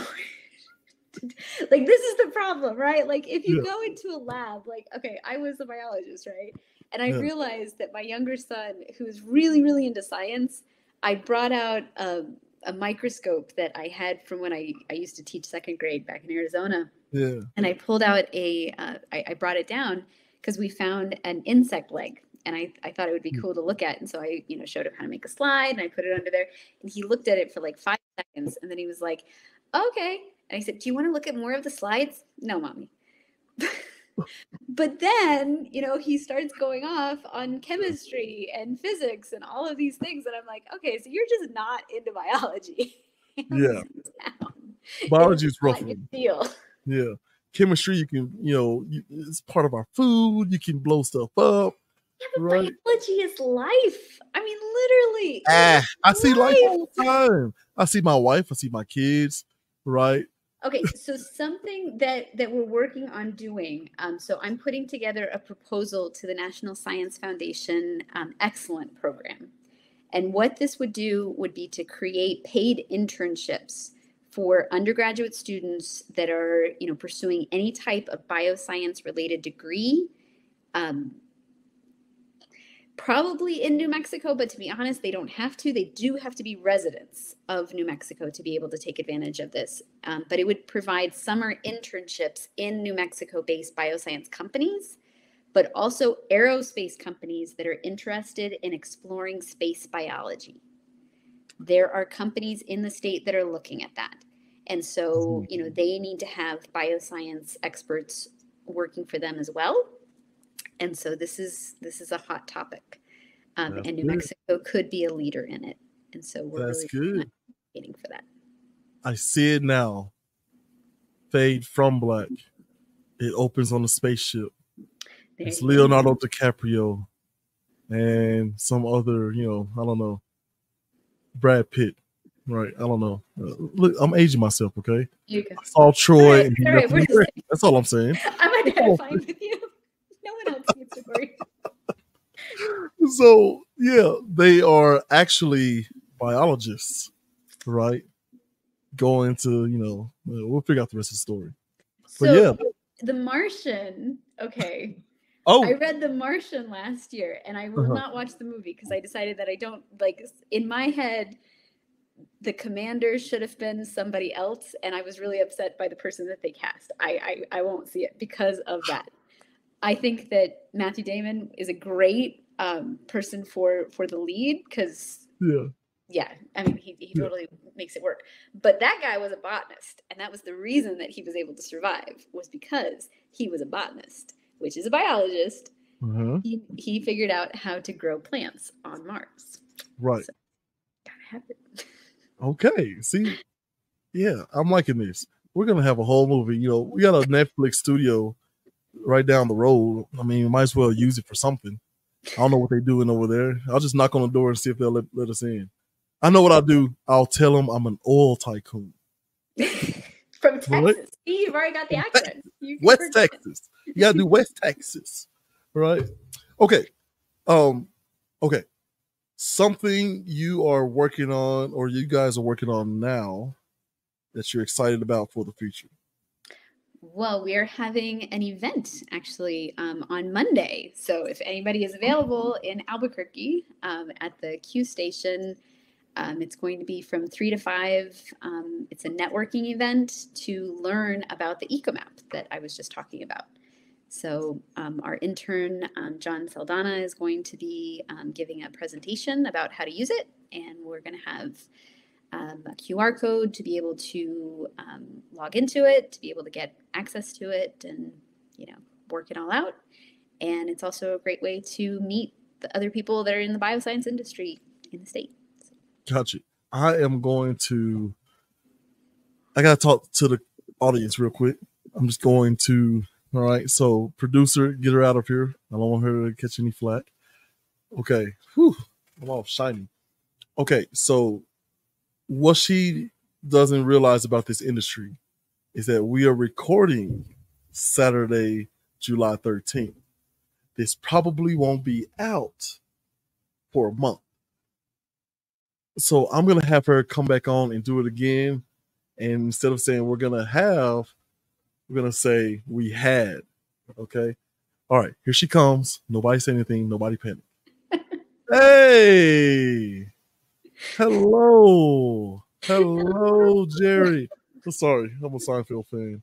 So, where was this event? I understand perfectly now. So this event that we just had at the Q station on Monday, July 15th is when we had it. It brought together people from all over the area that were interested in learning about the EcoMap. Yeah, J-ZILLA was there covering it like media. See what I did there? Yeah. Is it open, or was it open to the public? Yes. Yes. Did it cost? No cost at all. It was free. Free pizza. Yeah. Free pizza. Okay. Yeah. I got an idea. I think I'm gonna take the old footage and clip it out and put it out today. Okay. You know, maybe it'll circulate around my New Mexicans, right? So they can get in there. Because trying to have a conversation about privilege, something happens when a nickname of sorts, right? I mean, we were children once, right? I remember when I went to Vanderbilt, I was sitting in film room. And film room, for those of you who don't know, is dark. It's like a classroom. The lights are off. You're watching film, and what's happening is they're looking at your worst moments over and over and over again, and using some expletives and being very, very loud and very, very mean. Okay. Showing, and that helps you become a better player because you don't want to sit through that again. See what I mean? You know, football. Okay. Right? And so I can remember, you know, this coach is just laying in me, and Gales, you blah, blah, blah, blah, blah. You need to, And, you know, I'm Southern, so I'm, you know, yes, sir. Yes, sir. Yes, sir. Right? And he's just like, well, I just can't stay mad at you long, man. You just got that bubbly personality. And I hear a cackle from the back of the classroom, and he was like, Bubbles. And that was it. I was called Bubbles for the rest of my time there. Bubbles. Bubbly personality. that's what happens. So when we get into, these stereotypes of people, right? Watermelon and chicken, jiving, white privilege, things of that nature. It drives me nuts that we aren't equipped yet to get past all of these different labels. Because as we sit here, I was born, I'm the runt in the family at 6 feet 4 inches, 360 pounds. Oh my goodness. Yeah, I know. So my father is like 6'6". My grandfather is like 6'8". I'm the little fella. But I'm looking at you or my wife who's 5'4". She's an actual full foot shorter than I am. And she could very easily claim, and we do this often, height privilege. Me and my, talk about my privilege of being taller. Like that's just something that just innately I have, right? And I talk about her being, lack of height privilege because the world is kind of made more for short people than tall people. That's probably why we got so many back problems, right? To look in the refrigerator to steal my kids' snacks, to eat, I have to like bend over and hunch down, and you know what I mean? So how is it that we can actually get together and become smarter about having these sorts of conversations so we can sift through all of that stuff that's not helpful for anybody and get to the meat of things of like, hey, if you're in biotech or the biological sciences, whatever, right? You need to know about these sort of things like the, event you just had at the Q station, right? Right. Like, how do we start to, kind of sift through all of that to get to a place where we can have some sort of, this is a thing I'm trying to develop, universal, I guess, discernment, right? How do we get through cut through all, excuse my, allusion to language, but cut through all the bull and get people connected to the things that they're passionate about and willing and able to learn and, fill themselves up with skills, and we can put those to use in the right spot. So we don't have biochemists or people like that working in a factory because, I have to pay rent. Yeah. Like, what do we do? I know it's a big question. I'm sorry. I mean, we need to start earlier in educating. That's one of the biggest things that we need to do. That's one of the reasons that, we put our kids in North Star Elementary because of their computer science program. And, I'm a strong advocate of teaching kids, those kinds of skills when they are still confident in their abilities to do, something that they're not naturally gifted at, to learn, to know coding and to know how to talk to a computer is not something that you naturally understand. But when you're young and you're able to, see yourself as a superhero, it's easy to pick up. Once you get to middle and high school, especially women, they start really doubting themselves. They start really seeing, that, oh, I don't fit that profile. I'm not, that type of person. I should be focused on this, instead. And so it's really important to be able to get them when they're young, to be able to show them, just how much they can do. And if you don't get them when they're young, get them in middle school, get them in high school, talk to them in when they're in undergrad. There's no time that you can't learn something new, that you can't follow, what you're really interested in. Right. Good job. So for me, like looking at our kids and trying to figure out where do I fit, right? We'll let this be the final question. How can parents, like what sort of assessment can parents do?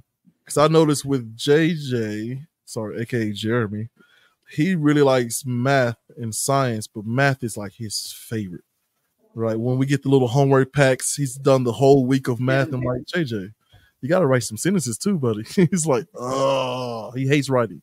See, this is why when I first met him, I was like, Ashkan, you got to pair up with him. He's like your alter ego. Yes. Oh my goodness. Yeah. But so personable too. Like it's crazy. I don't know where he gets it from. So he loves math. He watches like the number blocks and he can do multiplication to a point and all these things. And so me now, I know that, okay, math, it kind of correlates with engineering. Let me get him a bunch of STEM toys, see if he likes building. And of course, magnet blocks, regular blocks, wood, plastic, whatever, right? He's building with it. And he builds these incredible structures. I'm like, okay, how can parents do more of that? Yeah. And we'll let that be the last question. And then you can tell the people, I'll prompt you after this. But yeah, how can parents do a better job of assessing to make sure that their child is getting the type of education they need for the things that they're going to need in that field, and to be able to support that so the child can feel, like you said, a superhero, and be confident in that? So I taught second grade for 5 years when my husband was getting his PhD, and I really learned a lot about, the developing kid. I mean, like Right. second grade, I absolutely love it. It's my favorite year possible. Kids are independent enough to be able to tie their shoes, but they love you, just like they, would when they're really little. Right. Um, but when I was teaching, and when I was introducing something new to them, I would say, like, hey, you may really like this. This may be something that when you see this, when you find out about this, you think that, man, this is what I want to do for the rest of my life. Mm-hmm. You may also not. It may not be interesting to you. It may not, fit what you want to do. But if you're not given that opportunity to experience it, then you're not going to have the chance. You're not going to have the choice. So, I mean, as a parent, like that's the most important thing, I think, just exposing your kid to as much as there possibly is. Yeah, it's like, so the science fairs that happen, the science fests that happen, the one in Los Alamos that's going to happen next week, the one in Albuquerque that happens, through Explora. Like Mm-hmm. those are, really valuable experiences to engage your kid, with opportunities that, maybe they don't have otherwise. And, if they show an interest, like you're saying, seeing Jeremy in his building, Mm-hmm. I thought about it when my older son was, started like being attracted to cats. I was like, okay, he likes cats. We should get a cat. I mean, like as a parent, you figure out what your kid is interested in. Right. But again, if you're only exposing them to things that you're interested in, or that you've been thinking about, then they're not able to expand. So find out what's out. That's incredible, man. Stephanie, and listen, I am terrified of butchering your last name, but I always say I want to go in. Look, let's get a good close up, right? But I always say you got to face your fears, right? Channel your inner bison, right? Go towards the storm. Stephanie Tofighi, Yes, you did it. Good come on, job. See? come on, yeah. I thought I was. I'm always, afraid of being caught, right? Because I'm like, oh, Miss Stephanie's is something I said earlier. But yeah, I love that exposure. My my sister in Tennessee, I was telling her about Explorer and how we get these little cars and we can go to Explorer for free. Mm-hmm. And so they have all these different locations, and they're not necessarily called Explorer, but it's a lot of hands-on experiment science museums, right? And she was like, "Oh, is that what those cards are for?" She thought it was like some scam, like, yeah, here's your ID card for you and your whole family, right? And she has been paying out of pocket to Oh, go. Yeah. So like, because I was exposed to that, I was able to tell my sister and so on and so forth. So you're saying parents need to do the same thing. That is brilliant. Okay. Tell the people, or any sort of promotions, or I mean, besides the Q Station event that happened a little while ago. that happened earlier. Yeah. So tell them a little bit about just where you work, where they can find you. Yeah, so the New Mexico Bioscience Authority, we're at www.nmbioscience.org. You can get access to all of the different programming that we do. You can see our board, you can see our minutes.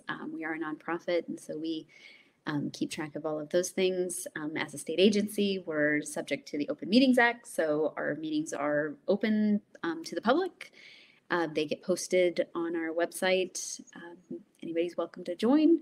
If you have comments or anything that you want to add to the meetings, there's directions on how to get that information shared, and how you can make a comment at one of our meetings if that's something that you're interested in doing. So check us out. That sounds great. And of course, being on Urban Academia, right? What's one of your favorite podcasts now? And if it is, maybe tell some folks out there, hey, watch Urban Academia. I will definitely check out Urban Academia, and I will promote it. Yeah, I'm gonna add it to my list. I listen to a lot of podcasts, so I'm excited.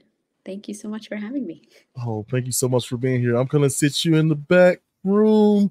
There's no reason to take off just here. I'm gonna do a quick wrap up, and then I promise I'll let you go. Academia X, that was amazing. The biggest takeaways for me is as far as you folks in the scientific community, please, pretty please, do not end humanity with some crazy virus, right? But do study them, right? We don't need robots to take over, but do utilize them to help further our, production while lowering our,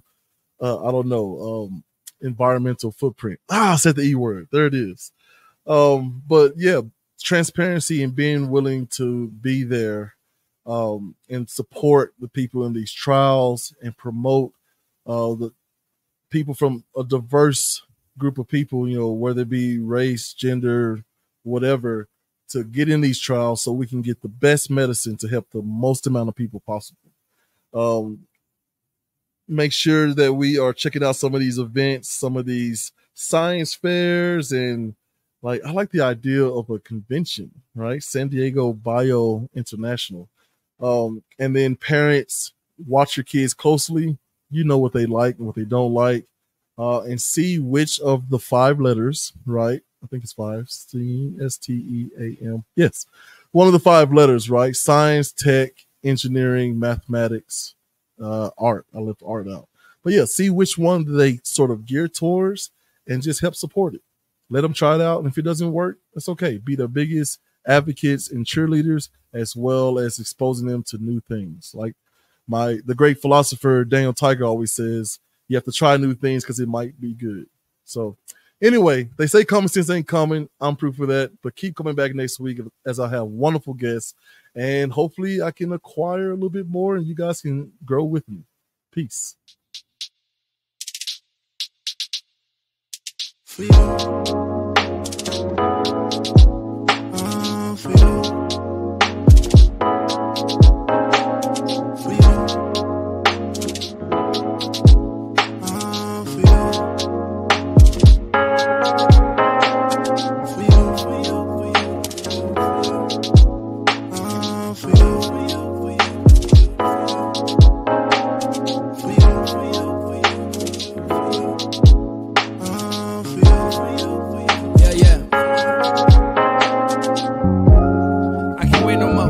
Finish David Ruffin limelight to stay in the